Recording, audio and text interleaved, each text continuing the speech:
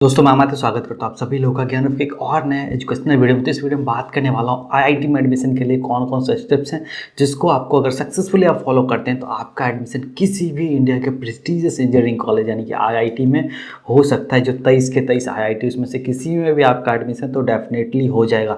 एक बात तो आपको हमेशा ध्यान रखना है कि आईआईटी इंडिया का वो इंस्टीट्यूट है जिसने यहाँ पे लाखों स्टूडेंट्स को इंजीनियरिंग का सपना दिखाया है। इसी के दम पे हर साल जी मेन एग्जाम में 10 लाख के आसपास के एप्लीकेशन आते हैं। उसके बाद अभी बहुत सारे यूनिवर्सिटी बेस्ड एग्जाम्स होते हैं, स्टेट बोर्ड के एग्जाम होते हैं। तो लगभग हर तरीके से आप स्टूडेंट्स को देखो तो इंजीनियर बनने का सपना तो हर किसी में होता है। आज के डेट में तो डेफिनेटली हो रहा है। All thanks to IIT and Nehru ji, जिसका ये विज़न था आईआईटी का। मुझे मालूम है कि आजकल लोग आपको भुला रहे हैं, आपके कामों को गिन और समझाया जा रहा है और गिना जा रहा है, लेकिन इस दौर में भी कम से कम मैं तो आपको कभी नहीं भूल सकता।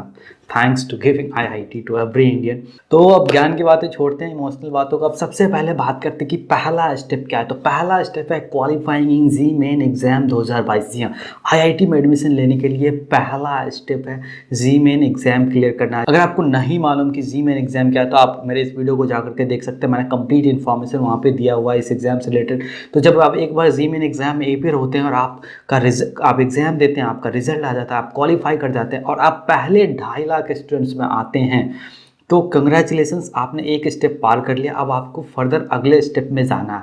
अगला स्टेप है जी एडवांस का। तो उसमें जाने के लिए आपको एक बात और ध्यान रखना है कि आपके पास आपके 12th में 75% मार्क्स होना चाहिए। अगर आप जनरल या ओबीसी कैटेगरी से आते हैं तो, वहीं पर अगर आप एससी एसटी या पीडब्ल्यूडी कैटेगरी से आते हैं तो आपके पास 65% मार्क्स होना ज़रूरी है। अदरवाइज एडमिशन के टाइम पे आपका एडमिशन नहीं हो पाएगा। तो इसी से आगे बात करते हैं कि step two appearing in JEE advance exam. JEE advance exam में अभी आपको अपियर होना है जब आपने 2.5 लाख में आपका नाम आ गया है। तो इसके लिए आपको क्या करना है कि आपको रजिस्ट्रेशन करना है जी एडवांस एग्जाम के लिए।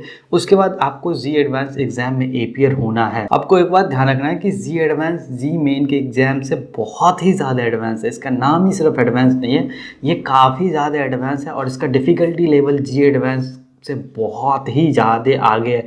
अगर आप कितना भी एक्सेलेंट स्टूडेंट है ना पीसीएम में, तो भी आपको तगड़ा फाइट देने वाला है जी एडवांस, ये आपको ध्यान रखना है। तो जब आप एक बार जी एडवांस का एग्जाम देते हैं और आपका रिजल्ट भी आ जाता है और आप क्लियर कर देते हैं, तो अगला स्टेप आता है जोसा काउंसलिंग का। स्टेप 3 है जोसा काउंसलिंग, बहुत ही इंपॉर्टेंट है।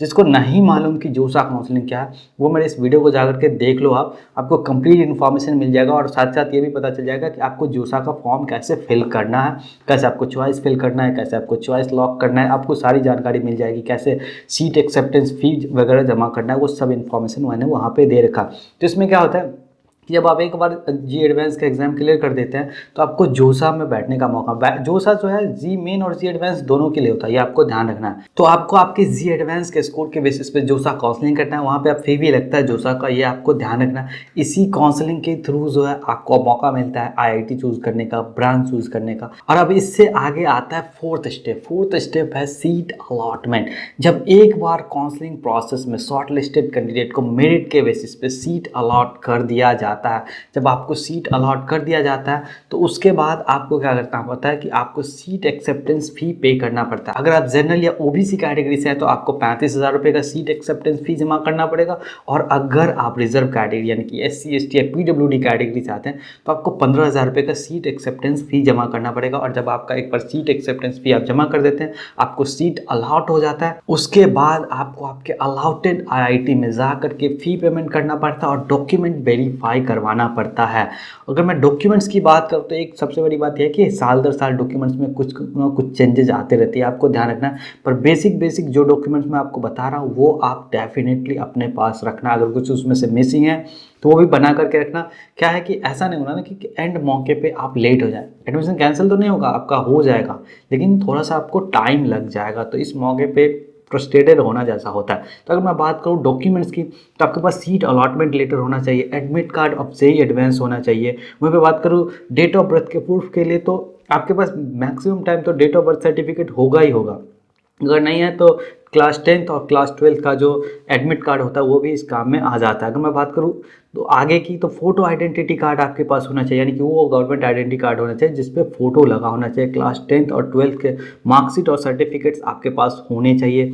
आपके पास प्रूफ और सीट एक्सेप्टेंस फ़ी होना ही चाहिए। जो आपने सीट एक्सेप्टेंस के लिए जो फ़ी पेमेंट किया था उसका रिसिप्ट आपके पास होना चाहिए। आपके पास 2 पासपोर्ट साइज़ फ़ोटोग्राफ होना चाहिए। फ़ोटोग्राफ के मामले में एक बात मैं यहाँ पर और आपको क्लियर कर दूँ कि आप कम से कम 10 पासपोर्ट साइज़ फ़ोटो रखना और 5 स्टम्प साइज़ फ़ोटोग्राफ ज़रूर रखना, काम आ सकते हैं आपके कभी भी। कैटेगरी सर्टिफिकेट, अगर आप किसी खास कैटेगरी से ओबीसी से हैं या एससी से हैं, एसटी से, पीडब्ल्यूडी से हैं या ईडब्ल्यूएस कैटेगरी से हैं, तो आप ये ज़रूर रखना ये सर्टिफिकेट अपने पास। और उसके अलावा duly field medical examination report आप ज़रूर अपने साथ रखना।